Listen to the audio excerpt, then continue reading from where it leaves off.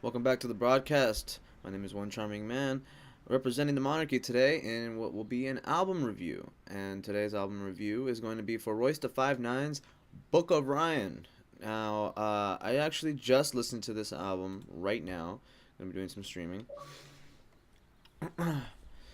Okay, so Book of Ryan. Now, Royce the 5'9 has a very unique place in the hip hop community. For those of you who are not aware of his presence, it's probably because he's a ghostwriter for the most part.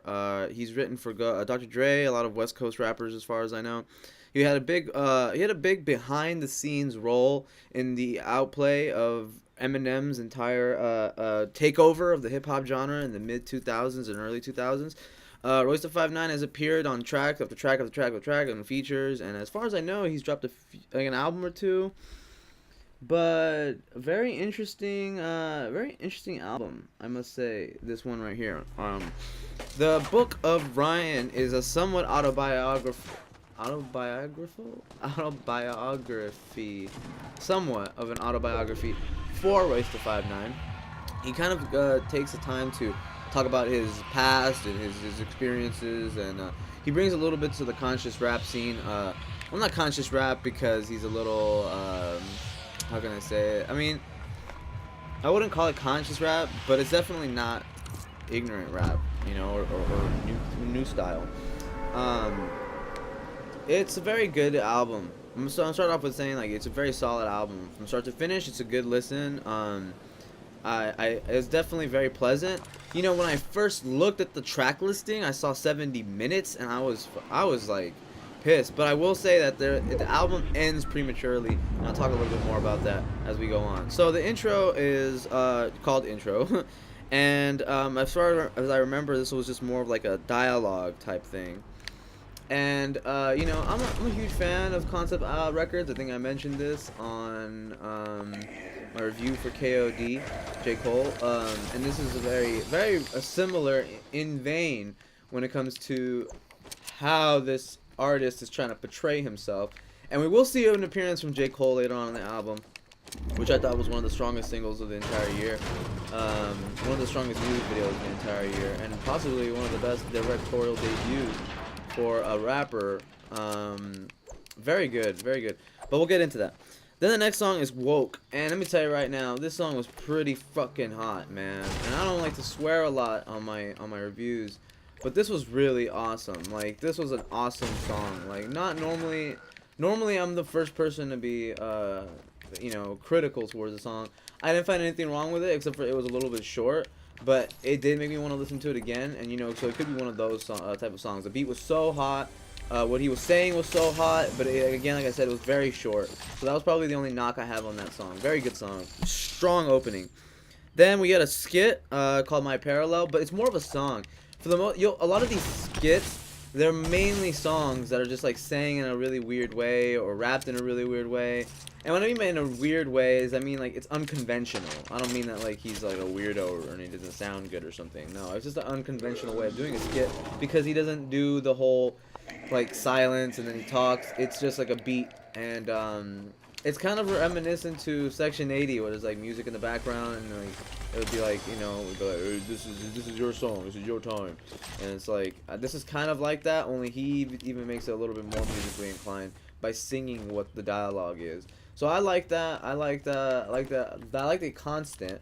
And like I said, I'm a sucker for concept albums, so I was gonna love it from the start. Then we get the song Caterpillar, which is one of the singles. Now, I'm not an Eminem fan. I think he's very talented, and I think he's very important to the industry. And I think he might be the most important cornerstone of 2000s hip hop and I guess late 90s. But I truly know his place in the community. I'm just not a big fan of his music. I'm just not. That's just my opinion. But I will say this: one of the strongest verses I've ever heard from M. And I know that my M fans are gonna get at me by saying, "Oh, he's had a lot of better albums and he's got a lot better types of verses before. You don't know Eminem, man. You don't know good Eminem." And I'm like, I know, but personally, I really enjoyed it, and I kind of felt like he completely overshadowed Royce the 5'9" on this, and I totally forgot about his verse on this. And Royce was pretty good. He went hard. You know, this is where you get like the divide between people who like stuff like Playboy Cardi and people who like stuff like this. The big divide is just that like when you're listening to Playboy Cardi, it gets annoying after a while when you're just like, oh, okay, he's getting turned. The same thing happens with these conscious rappers where it's like, all right, I'm lyrical, spiritual, miracle. Then what? You know what I mean? Like that. Then what? That's the part that like I'm like. Usually, a lot of these conscious rappers will fall off and they don't get popular is because they don't have anything afterwards. He does have something afterwards, and we'll get to that. But Royce definitely he's working his way up, and he builds a narrative to this album, and that's all. I really like that. Like I said, I like my albums feeling like they're movies. So this was really awesome. The way it was starting to build, it was building here, and this is where we're starting to get like a flow. The pacing of the story is being established as these songs are coming out. Like Woke was so fast, it was like the opening intro was like a preamble, it was like a prologue, and then we get My Parallel, it's like an actual scene, and Caterpillar is like the first song, in my opinion, the first song on the entire album. That's like, okay, let's do this. So that was something else that I definitely noticed, and I appreciated. Definitely like the pacing of the album up to this point. Not that I wasn't liking it prior, it's just that I was really liking it now. So yeah, that was that. The next song is Godspeed. Now Godspeed is a part of but 3 or 4 songs on this where they're singing on it.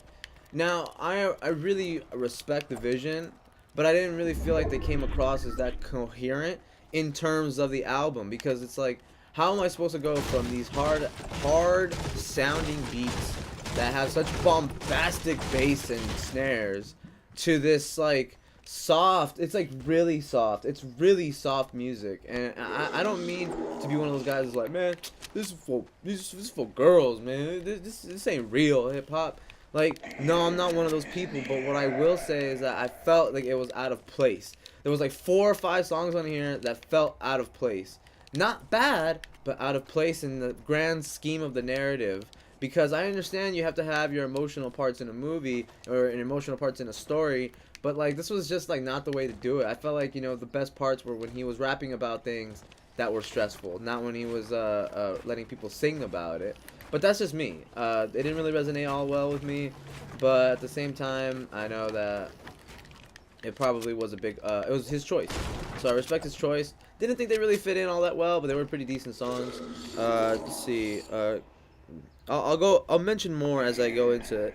Then the next song is Dumb, which I thought was a pretty, I was really like, I liked the song, I liked the lyrics, I liked the motive. I didn't think that the verses were all that good on this one, but it was very powerful, like, talking about like stuff like that, being that open about talking basically shit about people. It's something I very much respect. So I like the song a lot. Pretty solid, good feature from Boogie. I don't know who he was. I didn't know if I was like Boogie with a hoodie and he took his hoodie off. I don't know, like, so I don't think so, but it would have been funny. So anyways, enough with the jokes. The next song is Who Are You? Skit. Now, this is where the story starts to give more exposition to the main plot. And the main plot is that basically Royce is like trying to come to terms with being a father as well as being being a son and owning up to it. It's like, at least it's what I got from it. Like I said, I only listened to my albums one time. And I like this is where I started to really enjoy this story, and I was like, oh, okay, so he's gone through some shit. I can hear this. I can hear the struggle. I want to hear more. I want to hear what's going on with this story. How is this character going to react? What's going to happen with this like character that's like talking about an essay? I want to know. So it was very well done. I was starting to really feel the album as like a story. Like it was building, and then I finally started to, then I started to feel it. I started to feel the way it was built, and I liked it. I liked it definitely. Let's see, the next song, if I remember correctly, yeah, this song right here, Cocaine, is the worst song on the album. Now I know that, you know, it's coming from a very true place. I'm sure that he's, you know, it was very good sentiment. You can feel the pain in his voice, but at the same time, man, let me tell you, it didn't sound good. It didn't sound good to me. It didn't sound pleasant. It kind of sounded rushed, honestly. Not in a good way. It kind of sounded like, I don't know how to explain it. It was just like all over the place. It was just, I felt like there was like the singing parts weren't really going with like the vocals, like the rap. I just didn't like this song at all. It just did not hit me. But that's just me, so maybe that's me. The next track is Life is Fair. I like Life is Fair. It was one of those songs that has a nice hook that kind of like comes back to it. Oh god. I was sucking so bad. I don't know why I even built. Life is Fair was a really good track. I like that one a lot. I like that he has this sort of like he's trying to tell people about life. You know, I like that. I always appreciate that. I try to do that with my music too, and I appreciate when people try to do that. And this was definitely one of those tracks where it was very conscious heavy. So yeah, if you're into that, that's a very good song. If you're not, you probably want to skip that one.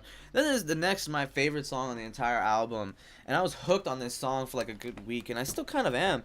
It's the J. Cole feature on Pablo Boat. Now let me tell you right now, this is the best song on the album by far, and I don't mean that like the other songs don't compare, but I mean this is the song where it's like the pinnacle of his struggles is like highlighted here. And his lyricism is so strong when he's like, nothing compared to our family trips. Uncle shook hands with the manliest grips. All these hand-me-downs I had an uncanny fit. Grandfather's mistress used to catch a business with my granny's fist. I thought that was really cool. I thought that was clever. They both went really hard. They both had silky smooth lyrics. It was such a simple beat. My favorite beats are the simple ones. And this was so simple. It was just like an old school type beat thing, and like basically, you know, he was just like, I don't know. It's like he's just talking about like what's going on with his past and his struggles with like kids, being a kid and trying to be cool and all that stuff. And like it ties in a lot with kids on drugs. And you hear at one point, it's like somebody says like, oh, just hit this, bro, just hit this. No, don't worry about it. Just hit it. Take a sip. And I thought about it, and I was like, man, I wonder if this was like the preamble to like KOD. Even though KOD dropped before Royce the 5'9's album, I felt like I think Pablo Boat came out before, like a while ago. So I'm not really sure what the dealio is. So I don't know. So I just thought that the song was awesome. The video is masterful. I thought that I think J. Cole is one of the most powerful rappers we have since probably Tyler the Creator. I don't think anybody touches Tyler the Creator in terms of direction, just because he's just so talented. His shots are so good. He's a good cinematographer as well as a director. And here, I think we saw that from J. Cole, man. Let me tell you, these interior shots in the car were so intimate and warm. And it made me feel like I was able to kind of sense the peer pressure that's in the air. That kind of intensity is very difficult to capture in cinema. And what a lot of people don't realize is that it takes a lot to make you feel something in a movie. You know, because it's easy to just make a shot of, you know, like somebody dying of cancer, or like, you know, somebody's dog getting hit, or a kid crying.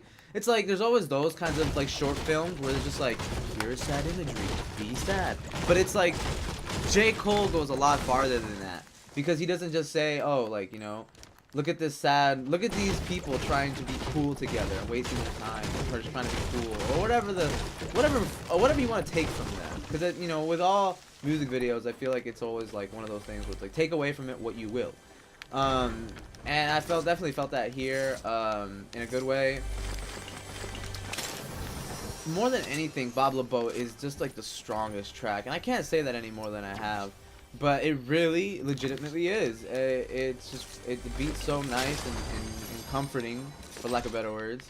The same time, it's like, how can I say it? It's almost haunting, because it's, you know that, like, you know, they're as much as they're trying to have fun and stuff like that, they're impressing the wrong people. and I like that notion a lot. So it was very cool for me to watch that video. I think it's a very good video. I think it's the strongest single. J. Cole, you know, one of my favorite lyrics that he says off of there is like, just the way he says it, it's like, dig it, 10-inch rims on my mama's Civic. I was like, I don't know, man, I just like it when sometimes rappers, they put together words and they just sound so satisfying, and they sound satisfying to say. Like, an example that I have of that is, like, for me, it was when ASAP 12 said on Cozy is, mix Egyptian cotton with the Murakami. I just feel like the way you say these things, it just sounds so satisfying. So yeah, Bob LeBeau, hell of a track, one of my favorite tracks of the year, probably top 10 tracks of the year right there. I'll be making a list at the end of the year, and that's gonna be on there most definitely. I probably like number 9, 10. Great song. Then the next song we have is Legendary, which is another good, very strong track. You know, I'm telling you, this is a good album. This is a good album. I listened to a lot of this album, and it's mainly pretty good. For the most part, it's really good. So, this is one of those songs, very good, but I wanted to talk about this next song really badly. Legendary is a very, like, singer slash rap. It's like, Legendary, and, you know, it's basically he's saying that, like, the lyricism is a huge highlight of Legendary, because he says, like, you know, oh, when you're broke and you're a guy, it's your girl's loyalty that's being tested because you have no money. But when you have a lot of money, it's on you to be loyal because you are the one who can, like, you know, basically cheat on your wife or whatever it was. It was a good sentiment. I understand that it's kind of sexist for a lot of people, but I did understand the sentiment and I liked it. But I really wanted to talk about this next song, Summer on Lock. Now, Summer on Lock is a very important track for one reason and one reason only, and that's the fact that Pusha T is on it, and his album's gonna drop this summer, and it's gonna be a hell of a summer. That's all I can say. Summer 2018, hip hop's gonna blow up like nothing. Like, I think it's gonna be like 2016 when I think that's when, like, If You're Reading This dropped, and like everything was dropping in 2016. So I think that we're gonna get like another version of that, and so Pusha T has a very good chorus. He does the chorus on this. Overall, it's such a good it's a good song. You know, very surprising. Fabulous is on this track, and I haven't heard from Fabulous in a while. You know, like, last I remember Fabulous was like when he was doing that song. It was like, I want my baby back. You know, like, I thought, like, you know, that was like, baby don't go, baby don't. That was like the last Fabulous song that I remember listening to. So I don't know exactly how long ago that was. I think it was like 10 years ago, to be honest with you. It was a while, but that's like the last time I remember Fabulous being like in the know. The last time he came across to me. Of course, he had some sort of scandal a few weeks ago. I think something about, you know, everybody these days, it's like sexual assault allegations just can be made. You know, so I think that's what it was. I haven't looked into it. I don't really care. It's his business. But he had a pretty good feature on here, along with Jadakiss, who last I heard of Jadakiss, he was on Party Next Door song, and he had like a sick verse, man. That song was so legendary, dude. No one talks about that song enough. Party Next Door's Cartier, that song is so fresh. I should do a review just of that song. Then Agent Sasco. I've never heard of Agent Sasco. Never heard of Agent Sasco. He sounds just like oh god, I want to say his name was Justin Vernon, but I don't think so. I just remember the name Justin Vernon off it. But the guy on Yeezus that was like, I said they treat me like a scrub, call me black. That was like, I thought that was that guy. I don't know. I forgot, like, what's his name? Like, I forgot these guys' name. Like, I'm a bad man, I don't want to say, like, Justin Vernon? Was that somebody else? I'm thinking of the wrong name. If you know the name, leave it in the comments below. Get at me and tell me, hey, dude, you don't know shit. So tell me. The next song is Amazing. Like I said, Amazing is another one of those tracks. Just like I was saying with what was it called? The other singing song, Godspeed. Okay, it's just like Godspeed. Outside is Amazing, and then Outside are just like Godspeed. Decent songs. They don't fit in with the narrative, in my opinion. They slowed down the album substantially because we have to stop hearing sick bars and we have to start hearing singing. And I get that.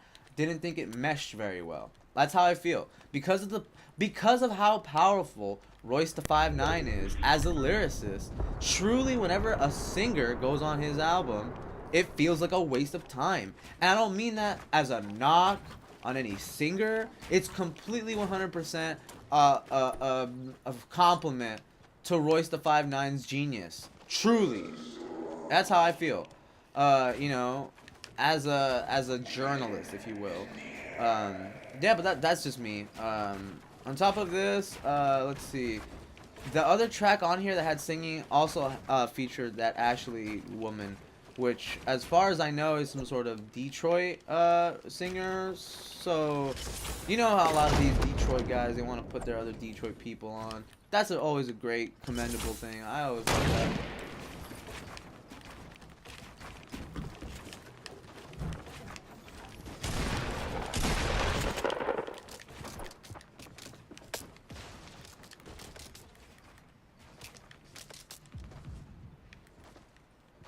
Oh my god, guys, hold on. Trying to survive. There will be these small breaks in my review slash gameplay videos, which is why I like it, because you get a little bit of both. Let's see. Bush camp for a bit, and then we'll start talking. Yeah, so that was Outside and Amazing. They both kind of felt the same. Very strong tracks in terms of you know, what he was talking about. Excuse me. Not very strong tracks in terms of music, because of the fact that he's just too good as a rapper. And I forgot what critic, excuse me, I could probably see it right here in the Wikipedia. I just saw it. A critical response. Will Lavin of Joe magazine, I guess, stated that the Book of Rhyme proves Royce the 5'9" is a top 5 dead or alive rapper, no question. I got a couple questions. Can you be considered top 5 if, you know, you're not top 5? Because I'm sorry to say this, but he's not top 5, and that's because no one knows who Royce the 5'9" is. Okay? You know who knows who Royce the 5'9" is? Royce the 5'9" fans. That's it. Okay? And I'm sorry, but it's just that without the commercial appearance, without the commercial success, without the popularity, you cannot be considered a top 5 MC, in my opinion. I currently think that that top 5 is something along the lines of the Wu-Tang Clan as a whole, Earl Sweatshirt, probably NWA as a whole, Rakim for putting on a lot of the rappers that we consider the GOATs, and then probably I'd probably put Kanye West at 5. So those are like my top 5, and those are, in my opinion, my top 5. That's my 5. But you know, I really appreciate that people are saying that he's a top 5 rapper, Royce the 5'9", because he's that good. It's just that he doesn't have the presence, of a lot of rappers, or the style of a lot of rappers. I feel like he's so the big thing is that this album shows that he wears his heart on his sleeve, but that doesn't get you as far as being loud and obnoxious, unfortunately, or being just like stylish and cool. That's what I got from Royce the 5'9". It's that he's not trying to be cool. He's not trying to be trendy. He's not trying to be even a good rapper. He's not even trying to be the best rapper. I think he's just trying to be. And that's a real thing that I appreciate about his album a lot. Then after Outside, we get Power, which had a really good beat. It was produced by Boy Wonder, so you know that it was gonna have that bombastic quality to it. The lyrics on it were pretty good too. Then we get Protecting Ryan. Now, I will mention this at the beginning of the review. The album ends early. This is what I'm talking about. The album ends early because Protecting Ryan was really the last scene. Because everything becomes clear in about, I want to say, a few lines of dialogue, really.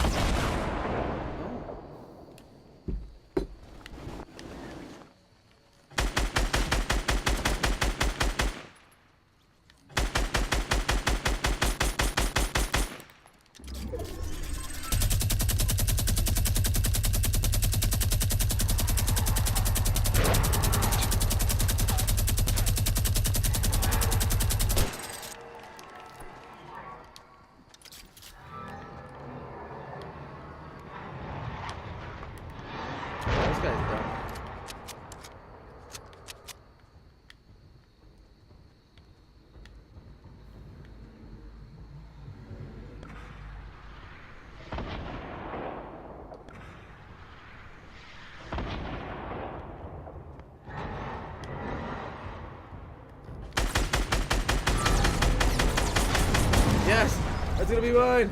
I gotta get it. I gotta get it. I gotta get it. Come on. Yes. The end is near.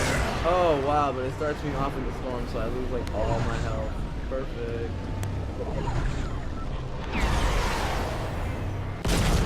Man, it's tough to get him down. She's really slow.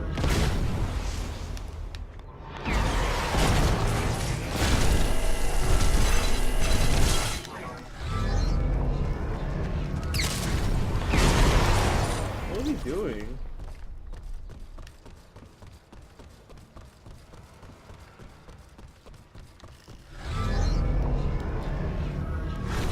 Protecting Ryan is no doubt like the ending. That's how it felt. It was the end, essentially. Done. I lost all my health in the storm. And I thought that it was just a premature end. It was a premature end. You know, it should have gone on last. I thought Protecting Ryan was just too good. It got me really emotional and stuff like that. And I thought that was like, you know, like, I thought that would have been a better ending. But at the same time, it does kind of feel like the climax as opposed to the ending. It's like, let me tell you right now, these are all the problems I've been talking about. And I was like, all right, I mess with that. The next song is Strong Friend. This is actually a song that hit me very, very hard as someone who I consider myself the strongest person of my group. And it's like at the same time, it's like we also need people to counsel us too. And I like the whole idea of this. It was so strong. The concept was strong. No pun intended. And this is definitely what I thought was like the end. I was like, you know, it's like that would have been the perfect end. It's like Protecting Ryan was like, this is what the story was about. And then you can have Strong Friend, it's like, this is what the message was. And I think if he would have ended it at 17, that this album would have been like, it would have been like a instant classic. But whatever. It was still a good album. Still a great album. Then we get Anything/Everything and Stay Woke. Anything and Everything kind of blended in with me. I didn't really remember anything too much from Anything and Everything. I do remember Stay Woke, again, Ashley Sorrell, who appears on the song Godspeed, Detroit singer, as I mentioned. You know, I just don't like, I don't like it when he would sing and stuff like that, but I do commend himself for, you know, talking about the alcoholism. Very honorable place to come from and talk about your music. I really respect Royce for talking about it and being a man about it. So, good song. Don't know how I lost 44 health right now. Whatever. Then we get the song First of the Month, which is supposed to be the end of the regular album, featuring T-Pain and Chavis Chandler, who I have no idea who that is. Good to see T-Pain back. Always good to see T-Pain around. You know, he's a staple of the 2008 music scene, specifically. I think it was 08. It was on everything. So basically the song is pretty decent. I do like the input from Pain. Like I said, it's always nice to hear from him. He's a very treasured voice, I think, in the hip-hop community. So, really, really cool to see him. Always cool to see him. Let's see. Then after that, we get the Caterpillar remix. And Caterpillar remix is only on the deluxe edition, which I have. Now, you guys don't know how I feel about him, but I'm not a huge Logic guy. I really am not. I understand as a gamer who raps, it's like he should be my best buddy, but I don't know, there's something about the guy that doesn't resonate with me. And I am a huge Quentin Tarantino fan, so maybe, I don't know, I just feel like I'm not a big fan of like really fast rap, and that's like what he's known for. So it's like, I don't know, it just doesn't, he doesn't resonate with me, to be honest with you. I don't mean to be a dick or anything, but I find his lyricism to be corny. I think he's more or less a generic rapper. It's like, you know, let me just use some big words and then talk about race, and then that's it. And I think he's a trendy. I think he's riding the trend. You know what I mean? Because like, I don't understand why everybody's talking about like mental health like it's brand new. I mean, like, people have been committing suicide for years. And it's just because now that you want to end the stigma by rapping about it. I find that to be a little bit insulting. Because as someone who suffered from these kinds of things, I would never think to fucking rap about it, let alone make money off of it. That's how I feel. I think it's one of those things where it's like people feel like, oh man, you rap about the streets, but you ain't do nothing to help. Or you rap about the streets, but you live in the burbs, man. And it's like, he's trying to paint the picture so that people will understand, not use it to propel his own self. So I could understand. I just feel like the way he presents himself, the way he does his things, the way Logic does everything, that's it. Little mini rant on Logic right there. Don't mean to try and shit on him. He's one of my heroes in terms of just how how hard he works. So he's definitely very talented. But I'm not a huge fan of how he utilizes mental health as a part of his mantra. I feel it to be a little bit gimmicky. That's just me though, you know. So I might be just a hater. I'm probably just a hater. Then that's the album. That's it. It ends with a remix, and I was very confused because the remix had the verses from Royce the 5'9's regular song that he had with M. So I was like, why? I thought I was listening to the same song. I was like, whoa. Usually when I hear a lyric, a remix to a song that's on the same album, like a song and then a remix to the same song on the same album, whenever I see that, I usually assume that they're going to change at least their own verse up. And like, for example, it's like, it was Kendrick Lamar, Good Kid, Mad City. He had a song with Jay-Z, but Jay-Z, it was Bitch Don't Kill My Vibe. Bitch Don't Kill My Vibe, the Jay-Z remix. It's like, you know, Kendrick switches up his lyrics. You know what I mean? Like, that right there is what I assume is like the standard. I assumed that was the standard, but I guess not. So yeah, that's the whole album. 70 minutes or 60 minutes. Sorry. Let's see. I'm gonna go ahead and say this album is. I'm stuck. I'm stuck between the 8 and 9. I'm gonna be honest with you guys. I'm stuck between 8 and 9. I want to give it an 8.5, but it feels so low. I want to give it an 8, but it feels so low. I want to give it a 9, but it feels so high. Why does a 9 feel high? Why does an 8 feel low? Because 8 would mean it's like a B, and 9 would mean it's an A. And I don't feel like it's a B+. I don't feel like it's an A-. I feel like this is somewhere in between. I'll give it, you know, I'll give it the 8. I'll be picky. I'll give it an 8, and I'll justify it in just a tad bit.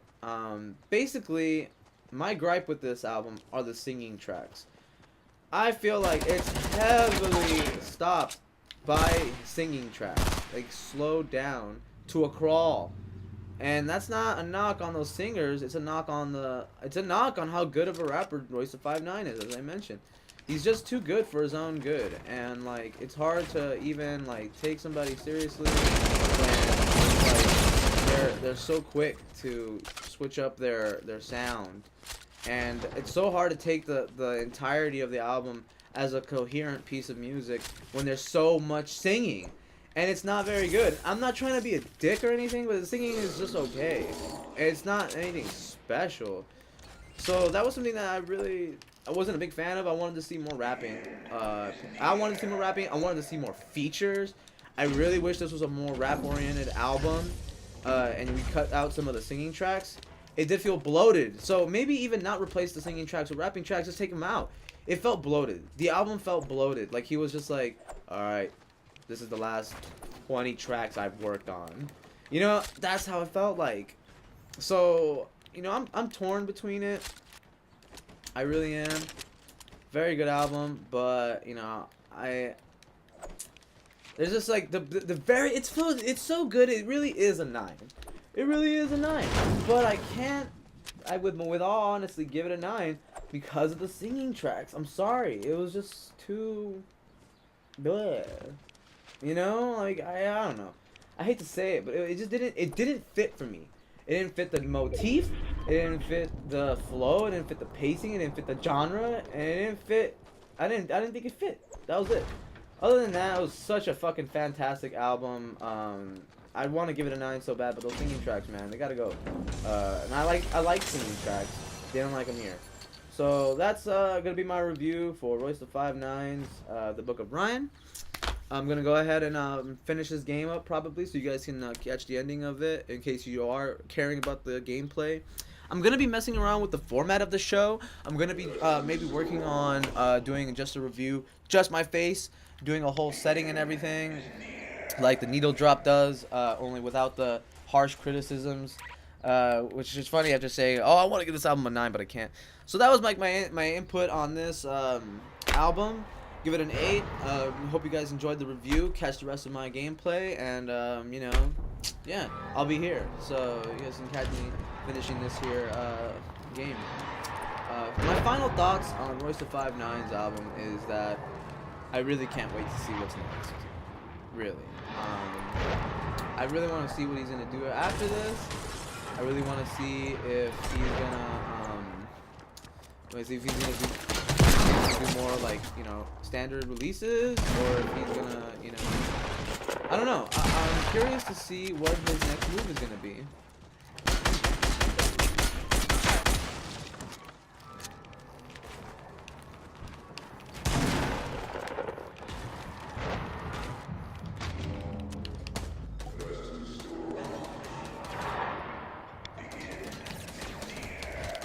I'm not gonna lie, when I was looking at the track listing for the album, I saw like Logic featuring something with a K. I thought to myself, Kendrick's on this album? What? But he wasn't.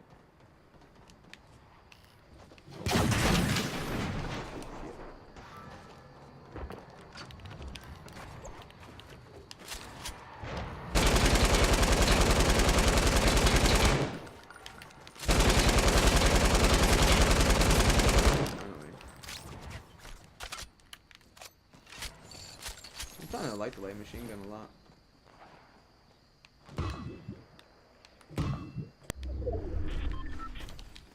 That's a lot of wood, bro.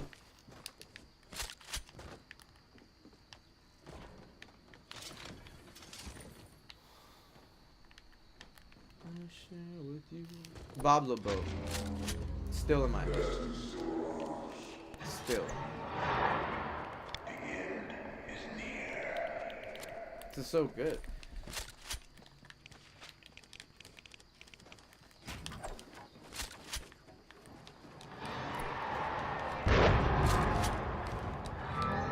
I think that the video did it a lot for me too. So every time I hear the song, I see it.